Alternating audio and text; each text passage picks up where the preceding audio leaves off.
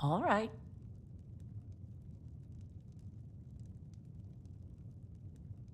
Oh, of course. I love to tell stories.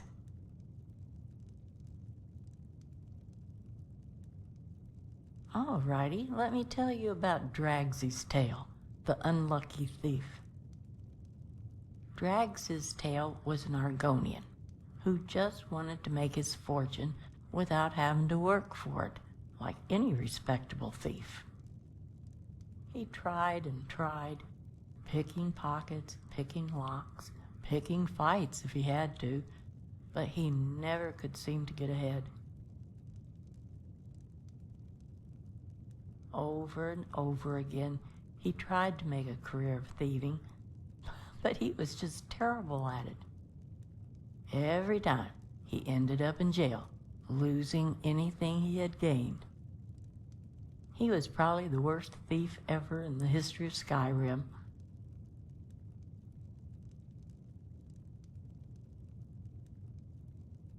Finally, one day, he'd had enough. He walked around the city and just waited for the first person to make him mad. And sure enough, it was the most powerful person in the town. So, Dragsy's tale ended up in jail for the last time, waiting until his execution. You could say that he lost his head because he lost his head.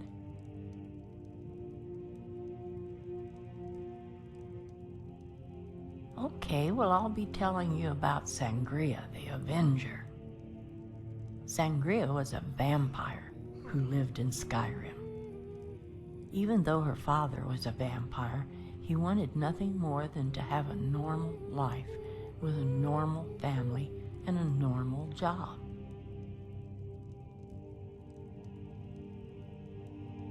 So he found another vampire, a woman who wanted the same thing. They had a family and lived in a city, and to the world were completely normal citizens. That is, until they were discovered by a faction of vampire hunters. These hunters wiped out the entire family. Only Sangria survived. After that, she changed. Until that moment, she had always been the happy girl her father wanted her to be. But she didn't care anymore. She didn't care about anyone or anything except revenge. She infiltrated the group of vampire hunters and destroyed them from the inside. She killed them all. She got no peace or enjoyment, but she did feel a sense of justice at least. And so, those vampire hunters, trying to destroy monsters, created the very monster that destroyed them. Well, let me tell you about Catamet. Catamet was a Khajiit trader and adventurer. He didn't want to be a hero. He didn't want to join any guilds or become famous. He just loved exploring new places, killing bandits and looting them. He wasn't trying to save the world. He was mostly concerned with not dying and getting a good price for what he found. And being able to carry all the things he found. That was always important. He lived this way for years and amassed great wealth and even some fame. And he also found what he didn't expect. He made a great friend, another Khajiit trader who traveled with him. They saved each other's lives many times.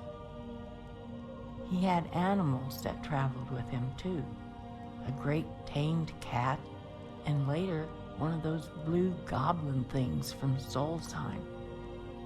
And he found love, a Nord woman who traveled with him when he first started out.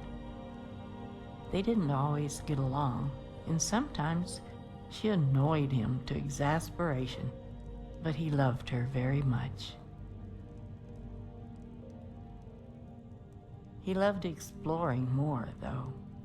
He had wanderlust like no one else, except maybe me. When he married his love, she stayed at home while he traveled. He would come home just long enough to resupply and barely talk to her. Eventually, she asked him for a divorce. It was then that he realized what a treasure he had wasted. He felt so broken and ashamed that he gave her everything he owned except for his sword and armor. All his gold, all his goods, and the house.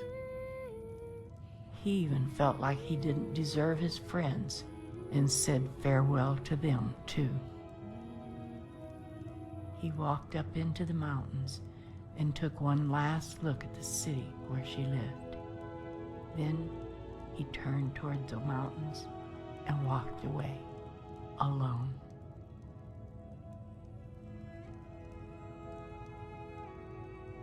All right.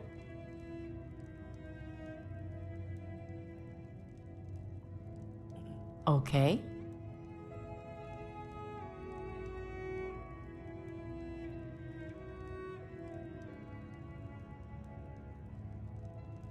Do you like it?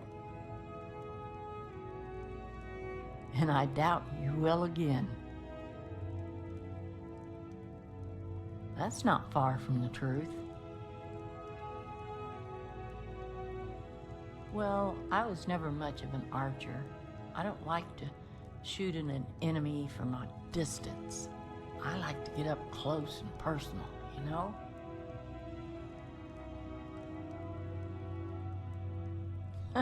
Right. Well, some time ago, I was contacted by a priestess. She and some other people who worshipped Kine at Eldergleam's sanctuary had been driven out by hag ravens.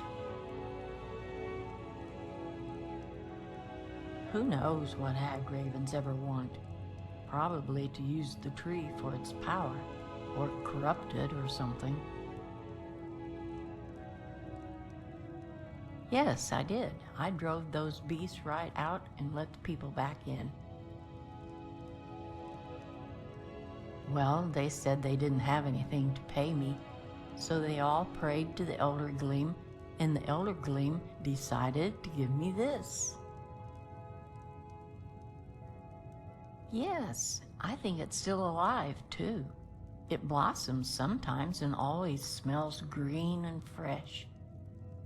And the best part is that it kind of knows what to do.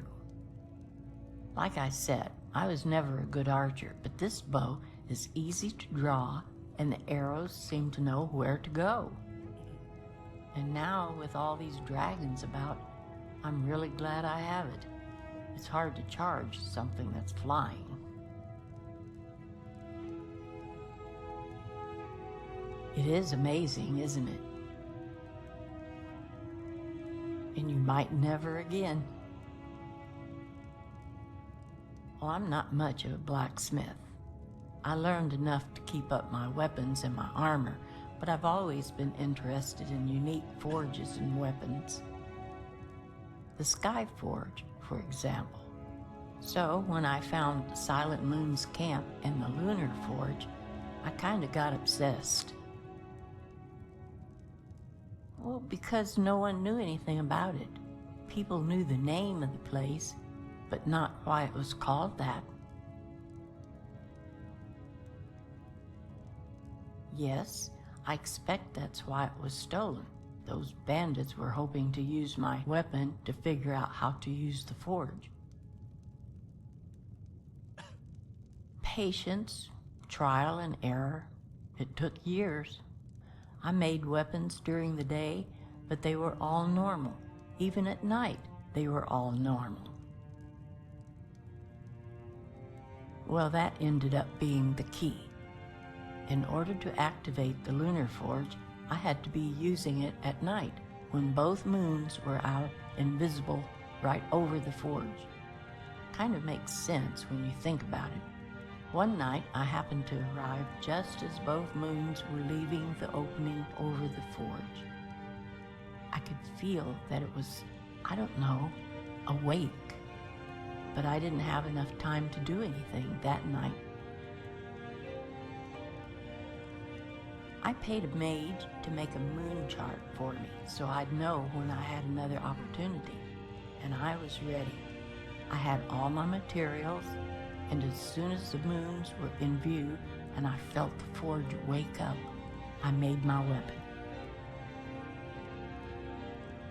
Just an iron dagger. Oh yes, I'll save you all the details of testing it, but I made a lot of weapons and tried them out. I found that I needed to use a metal with the iron. The more iron, the better. The weapon might be less quality, but it was more powerful. But only at night. Only at night when the moons were out. I didn't need soul gems or magic or anything, but I did need the moons. Oh no, they were pretty standard looking. I could probably make you one right now, or show you how at least. But I began to wonder if I could make it more powerful. Have you heard of meteoric iron and glass? I read about it in a book called Magic from the Sky.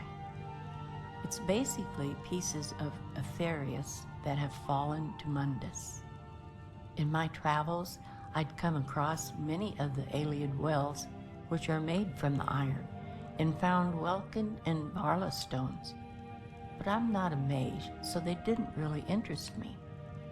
But I began to wonder what would happen if I made a weapon from meteoric iron and used a Varla or a Welkin stone as well.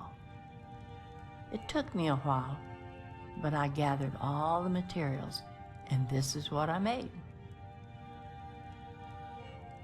Oh yes, it was a process of years to discover all this, to test everything, to find the materials, and to make this sword. I don't have it in me to do it again, but I could help you make a weapon for you.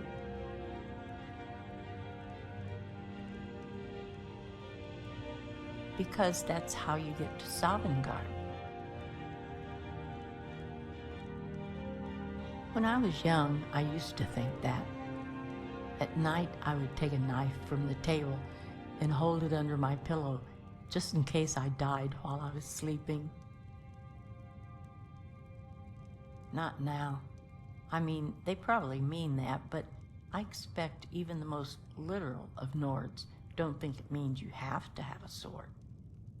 I'm sure there are mages who died with a fireball spell in their hands, or maybe a brave chef who died with a ladle or a frying pan in his hands. To me, it means never give up.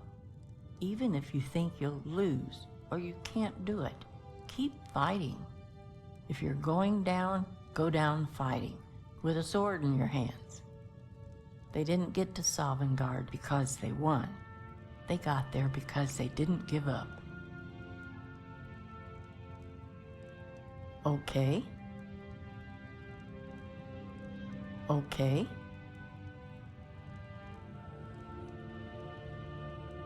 Let's keep moving.